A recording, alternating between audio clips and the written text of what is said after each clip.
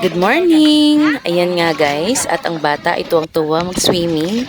Kami po ay nagpunta sa fish pan ng aming mga tito, dyan po sa Laguna de Bay. Ayan po ang kinamimiss ng bata ay ang pagligo po dyan sa lawa ng Laguna de Bay.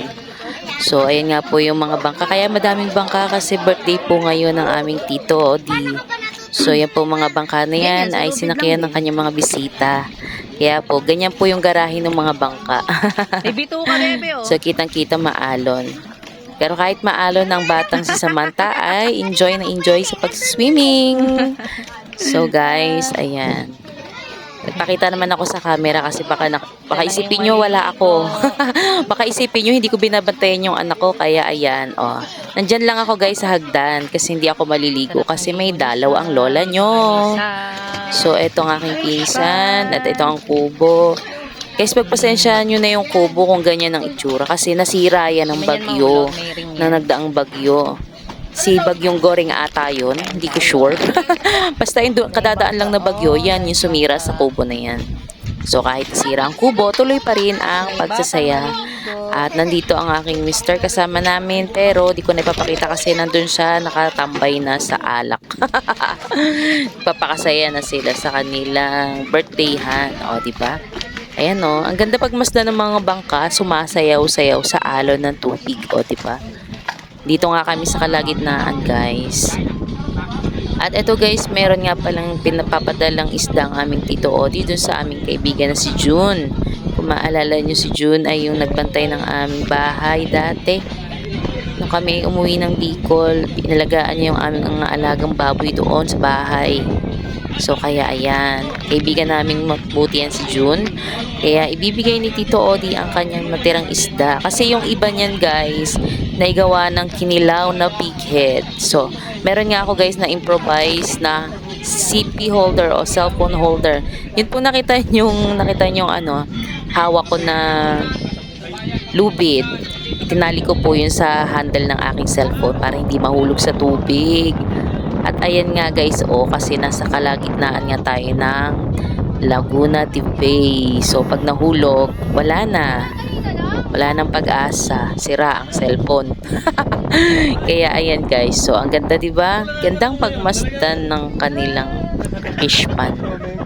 So maganda nga diyan guys manood ng sunset kasi ang ganda-ganda ng araw habang lumulubog siya.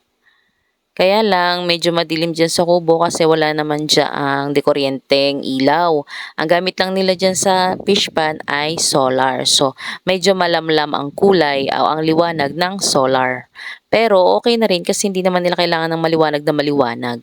Kasi kung kailangan nila ng ilaw para magkaroon para makita nila kung meron bang sumisira sa kanilang fish pan. Kasi uso dyan guys yung mga bumubutas ng fish pan yung inuumit yung isda, yon. Meron naman silang ginagamit guys na flashlight. Flashlight na malakas yung ilaw. Kahit napakalayo mo, makikita ka talaga. Sobrang liwanag ng flashlight na gamit nila. So ayan guys, nag-enjoy lang akong panoorin yung alon dyan sa kanilang fish pan. So, 'di ba? Ayan na guys, ang ganda ng liwanag ng sunset. Nako, kung makikita nyo lang yan personally, talaga ma-amaze kayo guys. Tapos, nandiyan pa kayo sa kalagitnaan ng tubig, diba? Bakit nahulog? Nagpo-complement yung mga alon-alon sa ganda ng sunset. Tapos paminsan-minsan may mga lumilitaw na isda. Kasi ang alaga nila dyan guys sa fish pan ay mga bangus. Ayan, at may pagkaway-kaway pa kami ng paa ni Samantha. Ini-enjoy talaga namin yung ambience, yung moment namin dyan sa tubig. Kung pwede nga lang maglawlaw ng paa, naglawlaw na kami. Kaso mataas yung kanilang kubo. Kaya enjoyin na lang natin ang nakakalulang alon ng tubig. So, gaya ng ating buhay, minsan maalon, minsan payapa. Diba? May pagbugot si Madam. Ayan, at usapan nga namin guys, alas 8 kami uuwi para sulit na sulit nila yung birthday na pinunta nila. Pero dahil nga inaantok ng aming bunso, nagyayaya na siyang umuwi. So mga 7 pa lang yan ng gabi guys ay umuwi na kami. At ganyan nga kadilim ang paligid dyan sa fish pan. So yung mga ilaw lang sa tabi ang aming nakikita. At ayan nga si Kiko ay nalasing nga siya sa birthday. Nahulog ang kanyang tsinela sa tubig. So hindi na niya nakuha.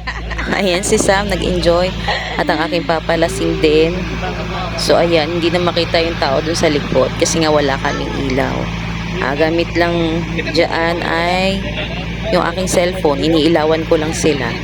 Nagkakatuwaan nga kami dyan guys kasi nga yung aming tito ay napagtripan pala ng aking pamangkin.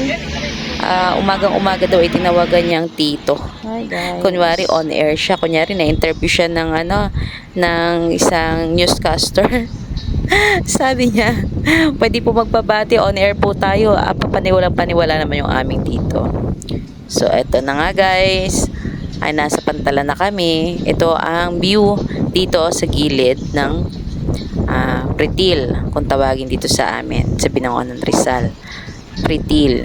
Ayan yung pinakang main na pantalan. Diyan yung dinadaungan ng mga bangka, pampasahero. At dyan din nag-aabang yung mga pasahero na sasakay ng bangka. So, ayan nga guys. O, diba? Ang dilim. Pero, enjoy na enjoy ko kasi ang ganda po. Ang ganda po talaga dyan kung kayo po ay nandiyan sa mismong kinatatayuan ko at titingnan nyo yung paligid. Ang ganda po. Pwede pong tumambay dyan paggabi. Siguro hanggang hanggang pwede. Kasi hindi ko alam kung may curfew pa dyan eh. Hanggang dito na lang. Thank you for watching.